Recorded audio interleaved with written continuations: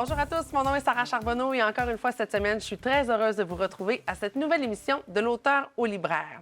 Vous allez voir cette semaine un visage familier qu'on retrouve, l'autrice Simone Fious. Simone, très contente de vous retrouver aujourd'hui. Moi aussi, Sarah. Faut dire qu'on avait appris plutôt à vous découvrir avec le premier tome de votre trilogie. Aujourd'hui, c'est le deuxième qu'on découvre, la sélection finale. Pour ceux et celles peut-être qui n'ont pas eu l'occasion de découvrir le premier tome de la trilogie, pouvez-vous nous mettre un peu en contexte sur l'arrivée de cette trilogie-là? Oui. Alors, au départ, moi, j'ai toujours aimé imaginer qu'un jour, j'irais sur une autre planète, que je rencontrerais des humains, mais différents de moi. J'apprendrais plein de choses. Alors, dans Au-delà du temps, ça c'est le premier tome de la trilogie, je parle d'une femme qui est dans une épicerie et qui rencontre un homme, qui tombe en amour avec elle, et elle ne sait pas qu'il est le fils d'un terrien et d'une Diane, une extraterrestre. Alors, elle ne le sait pas, mais il se met à l'aimer, elle aussi, et petit à petit, il en vient à vouloir la suivre parce qu'elle part d'une façon étonnante. Elle s'en va parfois et sa fille ne sait pas pourquoi, puis elle revient toute débalancée. Alors, c'est qu'elle va régulièrement à New York, au centre des Dianes, parce que les Dianes de leur planète viennent sur la Terre, ils viennent à New York, alors ils viennent chercher des mâles de la Terre pour féconder des Dianes qui, elles, n'ont plus d'hommes, il n'y a plus de mâles sur la planète parce qu'il y a eu une guerre. Donc, elle vient tout simplement arranger ça. Alors là, celui qui tombe en amour avec elle, il la suit jusqu'à New York. Il l'observe, il rencontre son père, à elle, qui est obligée de travailler avec les extraterrestres, et elle aussi. Elle a un certain talent pour voir dans le cerveau des êtres. Elle te regarde, comme si je te regardais, Sarah, puis je parlais de ton passé et de ton futur. Okay. Je ferai des lectures de vie. Je dirais, à 4 ans, tu as fait ça, tu as fait ci, tu as fait ça. Alors, elle fait ça, il la voit, et là, lors de cette fois-là, elle va être tellement, bousculée par tout ça, le fait que son chum, elle l'aperçoit dans la salle, il est là. Alors, elle se dit elle devrait tuer sa mère, parce que sa mère est dure. Sa mère est extrêmement terrifiante. L'extraterrestre, elle prend des humains de la Terre, des jeunes hommes, et elle les amène féconder des femelles. Alors, elle, Magali, elle veut plus ça. Elle veut plus ça. Elle veut pas être la mère. Elle veut pas être la fille de cette femme-là. Elle veut sortir de cet environnement-là. De cet environnement-là. Elle est comme forcée. Sinon, sa mère pourrait la tuer elle-même. Alors, elle prend à sa taille. Elle a quelque chose qui va la tuer. Elle prend l'objet. Elle le pointe sur sa mère. Sa mère tombe en poudre, carrément en poudre, se désintègre. Alors là, Magali va passer la nuit, cette nuit-là, avec son nouvel amoureux qui est au centre des Dianes. Elle lui explique tout ça. Alors tout le monde est énervé là-bas parce que, évidemment, c'est grave ce qu'elle a fait. C'est grave. Pas pour elle, pas pour la Terre, mais pour les extraterrestres qui sont au courant de ça. Alors elle sera punie. Elle sera emprisonnée sur la planète Da pendant 30 ans pour avoir tué sa mère. Parce que là-bas, ils ne tuent pas, ils emprisonnent et ils rendent les gens impossibles à bouger. Ils les paralysent. Okay. Donc, elle est forcée de garder ça en elle, ce souvenir-là. Tout le monde quitte le centre des Dianes. Il s'en retourne à Montréal. Elle retourne avec son amoureux. Et là, évidemment, la vie continue, mais elle a peur. Elle a peur et elle a raison parce que les Dianes vont venir la chercher pour l'emprisonner. Donc, ils la trouvent où elle est à Montréal. Elle est dans un chalet, pas loin de Montréal. Ils la prennent, ils l'amènent là-bas pendant 30 ans. Okay. Elle est emprisonnée pendant 30 ans. Et quand ils la ramènent sur Terre, son amoureux, Boris, qui l'aimait beaucoup, l'aime encore. Il est toujours amoureux d'elle. Alors, elle revient et elle apprend. Les Dianes qui l'ont, les chefs de cette planète-là, reviennent la voir après quelque temps puis lui disent que la Terre sera engloutie dans quelque temps, dans à peu près 1 an, la Terre, ça sera fini.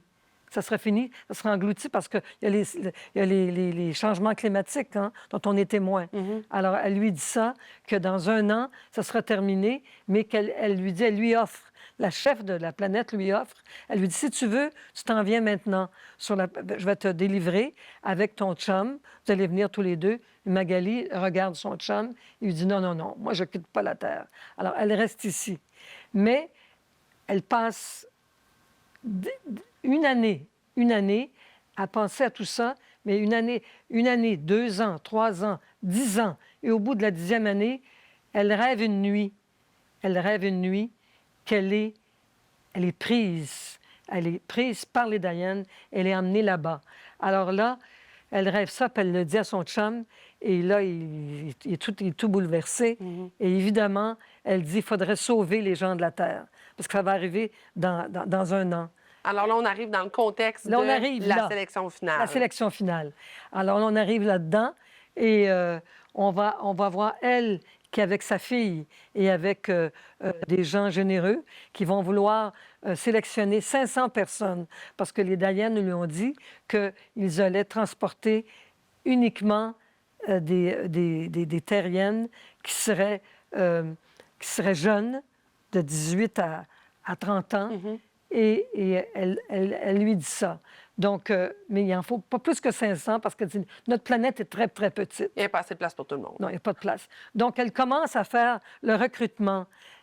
Médecins sans frontières, elle rencontre des géologues, des scientifiques qui vont essayer Sa fille, qui est vétérinaire, va aussi chercher à trouver du monde pour aller se faire expatrier, si on veut, sur cette planète-là. Sur cette planète-là. Alors, on va assister à tout ça. Il va y avoir plein de choses qui vont se passer. Boris, qui est un peintre extraordinaire, lui, il dit qu'il veut rester sur la Terre. Elle dit qu'elle veut partir. Puis finalement, sa fille, Clara, qui avait, à 16 ans, qui a connu un homme formidable, un bel homme, un Russe, mais qui n'a rien à voir avec Poutine. C'est un Russe qui était un peintre là-bas, qui travaillait à Moscou et qui a tout fait pour élever l'art, si tu veux. Puis il est interviewé par des Français. Il est venu au Québec. Finalement, il s'est dit, je vais venir vivre au Québec, au Canada, parce que là, la neige lui rappellera la Russie. Alors, il est venu vivre ici, puis il a connu notre cher Boris, qui était dans le temps, qui était plus jeune. Il l'a connu, et là, Clara, elle va contacter ce gars qui est parti travailler en Californie. OK. Il est parti travailler en Californie. Il dirige un département d'art visuel. Elle lui dit, écoute, viens, je voudrais absolument que tu travailles avec nous pour trouver les 500 personnes qui pourront partir sur l'autre planète, sur la planète Da. Il l'aime tellement, il se souvient d'elle. Ça fait longtemps, tout ça. Elle avait 16 ans, il en avait 37. Et puis là, Boris trouve ça effrayant ce qu'il a fait parce qu'il disait, tu as couché avec une jeune de 16 ans, c'est terrible. Mais elle dit, non, non, non, je l'aimais, je l'ai aimé, et tout ça. Alors, Orlovsky arrive de la Californie pour aider Clara, Magali, tous les jeunes professeurs qui travaillent pour trouver des gens qui vont aller sur l'autre planète. Donc, on va les suivre dans cette aventure-là. Et j'ai hâte de voir, parce que je le sais qu'il y a toujours de l'amour dans vos romans, Simone. Oui. Toujours. On l'entend, le côté de la fiction, le côté des planètes, le côté très ésotérique. Et je suis curieuse de voir, vous, par rapport à ça, dans votre vie d'auteur, comment c'est arrivé dans votre vie. Et c'est ce qu'on va découvrir au retour de la pause. Restez là.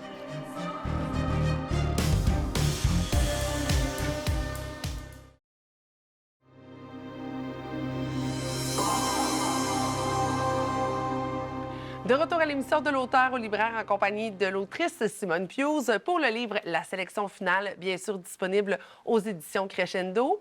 Simone, on a découvert ensemble l'univers un peu dans lequel on retrouve le livre La sélection finale, mais je suis quand même curieuse de savoir, vous, personnellement, en tant qu'auteur, je sais que vous avez un parcours dans les médias, que vous avez toujours eu l'écriture près de vous. Initialement, comment ça a commencé pour vous? Ça a commencé très, très tôt. Je racontais des histoires à ma sœur Suzanne et à mon frère. Je partais, je les inventais à mesure. Ça sortait comme si j'étais inspirée par un diable, je sais pas quoi. Vous n'aviez pas besoin des contes de Disney, là? Rien du tout, rien du tout. Ça sortait tout seul. Et ça sortait, j'écrivais. Puis quand j'ai commencé l'école, à chaque fois qu'on me demandait de faire une rédaction, j'étais folle de joie. OK. Les autres filles disaient ah, non, pas une rédaction. Moi, je disais oui, une belle rédaction. J'écrivais, j'avais toujours des bonnes notes, je gagnais tous les prix. J'adorais écrire. J'aimais beaucoup, beaucoup écrire. Et mon premier roman m'a valu le prix du siècle du livre de France. J'ai gagné un prix littéraire avec mon premier chez Tisser. Wow. Et alors, j'étais très, très, très contente. Le premier roman que tu fais, tu sais, C'est tu une vas belle le porter fierté. à l'éditeur. Je me rappelle quand je suis allée le porter avec mon garçon qui avait 3 ans. On a marché, on a pris l'autobus. J'habitais Joliette. On est arrivé à Montréal. J'ai apporté le manuscrit à l'éditeur. Il n'était pas là. Il était parti en Europe. Tisser était parti en Europe. Et je lui ai dit, pourriez-vous, s'il vous plaît, à la fille qui était là, le mettre sur le dessus de petits paquets de manuscrits qui sont là. Elle dit oui, oui, oui, oui. Elle l'a mis sur le dessus. Quelques jours après, Charles Tisser me téléphonait pour me dire oui, nous l'aimons, je l'aime, des images de votre livre me sont restées en tête, on Wow. l'imprime. Alors, j'étais très, très contente. Puis j'étais encore plus contente quand j'ai su que je gagnais le prix littéraire. Avez-vous toujours été dans l'univers de la fiction ou c'est nouveau, ce phénomène-là, justement, C'était de la qui s'est fiction. présenté? Ouais. C'était de la fiction, les cercles concentriques, mais attention, de la fiction basée sur ma propre vie. Le premier, les cercles concentriques, c'est de la pure fiction. OK. C'est quelqu'un qui s'occupe de chats, qui tue les chats, qui les empaille. Moi, j'aime beaucoup les chats, mais elle les tue. Vous êtes allé dans votre Parce que opposé total. la première fois qu'elle a fait l'amour avec un gars, il y avait un chat dans la chambre, il a sauté sur elle, puis le gars n'a rien dit. Il l'a laissé y faire des marques dans le visage. OK. Oui, alors c'est ça, c'est l'histoire de cette Sarah-là. OK. Et après, Blue Tango, c'était pas encore ma vie, c'était encore un roman qui était basé sur des choses qui se passaient autour de moi. La femme homme, mais le premier qui était basé sur ma vie, Mais vous en avez eu, autrement dit, qui étaient dans des fictions qui étaient pures et dures, puis d'autres Oui. qui étaient inspirées justement C'est ça. par votre vécu personnel. c'est ça, c'est ça, c'est OK. ça, c'est ça.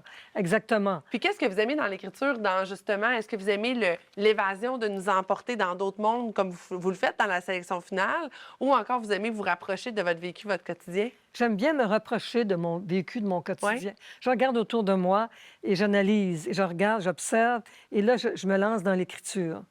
Et par exemple, j'ai souvent été amoureuse de gars. J'étais belle. Quand on est belle, on plaît. Alors, je Puis on tombe plaisais. amoureuse, pourquoi pas? Pourquoi pas? Alors donc, je racontais des histoires d'amour, je racontais toutes sortes d'histoires comme ça. Et à un moment donné, je me suis dit, tiens, je vais raconter vraiment ma vie à moi, ma vraie vie à moi. Les noces de Sarah. Le premier, c'était les cercles concentriques, mais les noces de Sarah, c'est mon histoire à moi. Sarah. Je me suis appelée Sarah, comme tu t'appelles. C'est un bel addon. J'aimais beaucoup ça, Sarah. Alors, les noces de Sarah, c'était mon histoire à moi. OK. Tout mon périple en Californie, parce que mon père est parti, quand j'étais très, très jeune, vivre en Californie quand j'avais 4 ans, 4-5 ans. Puis il est revenu après, j'avais comme 10 ans. Il est venu nous voir comme ça, il venait nous voir. Il nous disait, mes chéris, il ouvrait les bras. Tu sais? OK. Alors, moi, c'était comme un étranger. Donc, je raconte cette histoire-là dans les noces de Sarah. Et Sarah va vivre aussi l'époque hippie. J'ai vécu l'époque hippie. J'ai vécu à la campagne avec des hippies, il y avait beaucoup de drogue, et moi, je n'en prenais pas. J'étais comme réfractaire à ça. Un peu de pot peut-être, mais pas plus que ça. Tu sais. Alors, je suis allée en Californie, et puis là, j'ai connu des gens qui, eux, se droguaient à full pin, qui se droguaient. Alors, je raconte ça dans Les noces de Sarah. Et Sarah va en Europe à un moment donné, c'est moi, c'est ma vie. Je suis allée en Europe, je faisais des articles pour la presse, j'étais chroniqueuse, et à un moment donné, je suis partie en Europe, je suis partie en France. Et puis là, j'ai connu le père de mon aîné, Gilbert Gualmini, et j'étais enceinte de lui. Il m'a dit, non, je fais attention, mais il n'a pas fait attention. Alors, j'ai été enceinte et j'ai gardé l'enfant, mais lui, je ne l'ai pas revu tout de suite. Je l'ai fait venir 1 an plus tard, alors que l'enfant était né. Alors, il est venu à Joliette, est venu vivre. Je raconte tout ça dans Les Noces de Sarah. Mais c'est ça qui est bien dans votre écriture, j'ai envie de dire, Simone, parce qu'on reconnaît des parcelles, oui, de vos vies, mais aussi nécessairement des parcelles de votre imaginaire. Comment on tombe dans un univers comme celui, justement, qui est très transparent, très... je veux dire, on met ses tripes sur la table quand on tombe dans les livres qui mettent Sarah de l'avant, donc qui vous mettent de l'avant, versus un monde parallèle, ésotérique, flyé, on va le dire comme ça, comme ceux de la trilogie, comme la sélection finale. Comment vous jouez avec ces deux univers parallèles-là? J'y arrive, j'aime ça. Je me complais dans les deux. Vraiment. J'ai beaucoup de plaisir à parler de ma vie, tout comme j'ai du plaisir à inventer, à sortir quelque chose qui arrive, qui émerge et qui est lumineux et une femme incroyable, une femme qui a des talents, ou un homme qui est un grand penseur, un scientifique. Tu sais, j'invente toutes sortes de choses. Tu me dirais un mot, puis je partirais là-dessus. Ça qui est capable. Oui, oui. Puis est-ce que c'est difficile dans ce temps-là, en tant qu'auteur, lorsqu'on écrit, de garder le fil à travers ça? Parce qu'on parle de planète, d'histoire, de un qui rencontre l'autre, d'un emprisonnement de 30 ans. C'est beaucoup d'éléments et c'est des éléments qui n'existent pas, donc avec lesquels on n'a pas vraiment de rapport. Pour vous, j'imagine, ça vous prend beaucoup de travail en amont, ou du moins en parallèle dans votre écriture, là. Oui, oui, oui, tout à fait. Il faut que je lise beaucoup là-dessus. Je lis sur les changements climatiques pour ce roman-là, parce qu'il faut que j'en parle. Oui. J'écris là-dessus, même si je n'ai pas étudié là-dedans. J'ai fait de l'école normale pour enseigner. J'ai fait pédagogie, psychologie. Donc, il faut que je lise sur la science pour me plonger là-dedans. Et puis, comme tu disais tout à l'heure, il faut que je me souvienne de ce que j'ai écrit plus tôt, les dates, les époques. Lui, qu'est-ce qu'il fait comme métier? Elle, qu'est-ce qu'elle fait? Tu sais? Donc, ça doit être quelque chose de très stimulant pour vous, même dans le processus d'écriture même, là. Oui, c'est stimulant. C'est stimulant. Je me réveille, par exemple, le matin, puis là, j'ai des images qui me viennent. Tu vois? J'adore ça.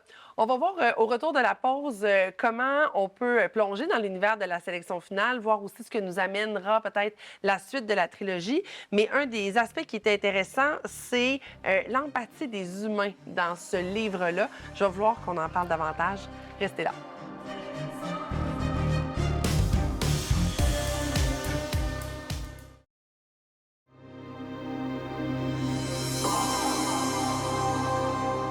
De retour à l'émission de l'auteur au libraire, toujours en compagnie de notre autrice aujourd'hui, Mme Simone Pius, pour le livre La sélection finale, bien sûr disponible aux éditions Crescendo. Simone, on parle bien sûr de la thématique de l'empathie, et j'aimerais aussi qu'on revienne au changement climatique. Vous en avez glissé un petit mot comme étant quoi vous l'avez abordé dans ce livre-là, que ça vous a demandé un certain travail de recherche. Pourquoi c'était important d'aborder cette thématique-là pour vous? C'est très important parce qu'on vit là-dedans actuellement. On voit ce qui se passe. Les inondations, le pergélisol, ça se refroidit, et ce qui sort de là, c'est des choses toxiques. Des choses très toxiques pour la Terre. Et on sait ce qui est arrivé en Floride dernièrement. On sait ce qui arrive partout, les feux de forêt.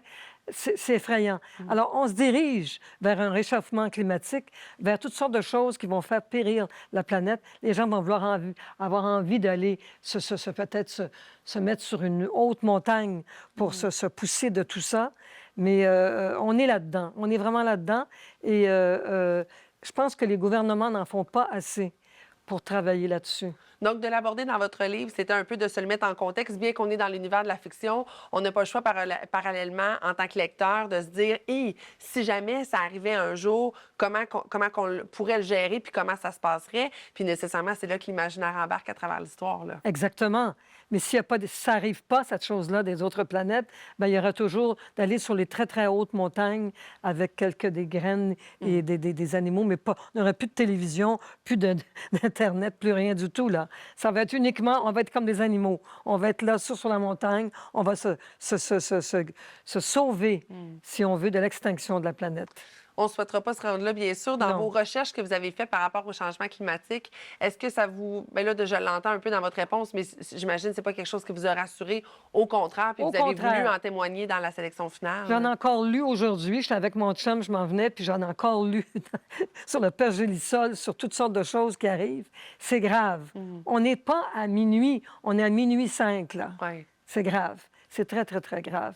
Mais on essaie de faire avec. Simone, on a parlé de votre processus d'écriture, de l'histoire, bien sûr, de la sélection finale, de l'importance de l'empathie dans le livre, mais ce livre-là, nécessairement, fait partie d'une trilogie. Je sais qu'on a le lien entre le premier et le deuxième tome. Le troisième tome, est-ce qu'on est dans le même univers ou on s'éloigne tranquillement? On s'éloigne tranquillement, on est juste sur la Terre, mais mon héroïne avait un père hein, qui a vécu l'immortalité, qui a eu le vaccin, qui était un scientifique, qui a trouvé le vaccin de l'immortalité. Alors, dans le roman, le vaccin de l'immortalité, on va assister à des gens qui ont reçu le vaccin de l'immortalité, mais c'est défendu sur la Terre. OK. Ils ne veulent pas, parce qu'ils disent qu'il va y avoir trop de monde sur la planète. Donc, alors, les gens se cachent, ne le disent pas. Et dans mon roman, l'héroïne, elle rencontre le héros, parce que c'est un gars, rencontre l'héroïne elle a l'air jeune, mais elle a comme 80 ans, mais elle en a l'air de 30. Alors, elle reste toujours jeune. Elle a eu le vaccin de l'immortalité. Alors, on va découvrir cet univers-là. Oui, on va découvrir, elle, qui veut trouver d'autres gens qui sont immortels à travers le monde. Et c'est donc, de ce que j'en comprends, c'est qu'à travers la trilogie, peut-être effectivement, la sélection finale vient après le premier tome, mais quand on arrivera au troisième tome, on peut le lire, peu importe n'importe quand, ça change rien. C'est ça, exactement. Et je sais que vous avez toujours le souci d'avoir l'univers créatif qui est très, très présent dans votre vie. Est-ce qu'on peut espérer d'autres projets, peut-être, pour la suite? En poésie. En poésie? En poésie. Parce que quand j'enseignais, je faisais des ateliers d'écriture avec des gens, je faisais de la poésie. J'ai fait beaucoup de poèmes depuis une vingtaine d'années. Et quand je les mettais sur Facebook, les gens me disaient « Ah, c'est beau, Simone, oui, continue. » Alors, je me suis dit « Mais je vais les publier. » Et j'en ai un paquet, là. J'ai tout ce qu'il faut. J'ai le manuscrit et je vais l'apporter à mon éditeur. C'est de la poésie qui est basée sur ce que je vis, sur ce qui m'entoure, sur la nature, les oiseaux, les fleurs, l'océan, l'amour, la peur. L'amour est toujours là, hein? L'amour est toujours là. L'amour est toujours là. Oui. Dites-moi donc, Simone, quand vous êtes dans un univers, justement, plus de l'ordre de la science-fiction versus la poésie, est-ce que vous avez l'impression d'avoir deux cerveaux d'autrices différents? Non, c'est la même Simone, mais c'est deux sections de son cerveau. OK. Parce que la poésie, ça vient comme ça, je peux dire, Sarah, assise devant toi, devant moi.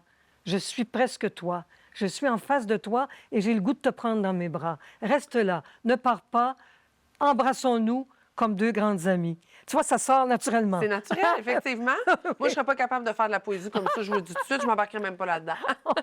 Mais versus, j'imagine, quand vous tombez dans un roman comme celui de la science-fiction, ça demande un peu plus de travail, de recherche, de concentration. Parce que la poésie, c'est ce qui vient naturellement, qui sort. Comme ça, on s'en va. Mon dernier poème, je l'ai fait sur le coin d'une table, je l'ai mis sur Facebook. Tout de suite, les gens ont dit « Ah, c'est beau, Simone! » Je venais juste à la sortie. C'est comme c'était comme un miracle. Ah, j'adore ça. La poésie. C'est comme si vous mettiez plein d'enfants au monde. Oui. Voilà. J'adore ça. Qu'est-ce que je peux vous souhaiter pour la suite de votre carrière en écriture, La suite, c'est que j'ai un autre roman qui s'en vient, que je voudrais faire. C'est La nage du papillon et Les noces de Sarah. C'est une partie de ma vie. Mais je n'ai rien raconté de ma vie passée 35 ans. OK. Et quelqu'un m'a dit hier, j'ai lu tes deux romans qui parlent de toi, mais je veux savoir ce qui s'est passé après. Pour la suite. Alors, peut-être que je vais faire ça. Mais je vais vous le souhaiter. Bien sûr, on va inviter les gens à se procurer votre trilogie, dont, entre autres, le livre La sélection finale aux éditions Crescendo. Bien sûr, c'est disponible en librairie ou encore via le web. Puis, Simone, c'est vraiment toujours un réel plaisir de partager avec vous puis de découvrir vos univers qui, ma foi, sont toujours aussi impressionnants d'une fois à l'autre. Ça me fait plaisir, Sarah. Merci beaucoup. Merci. Merci. Puis, quant à moi, bien sûr, je vous retrouve la semaine prochaine pour d'autres belles rencontres signées de l'auteur au libraire.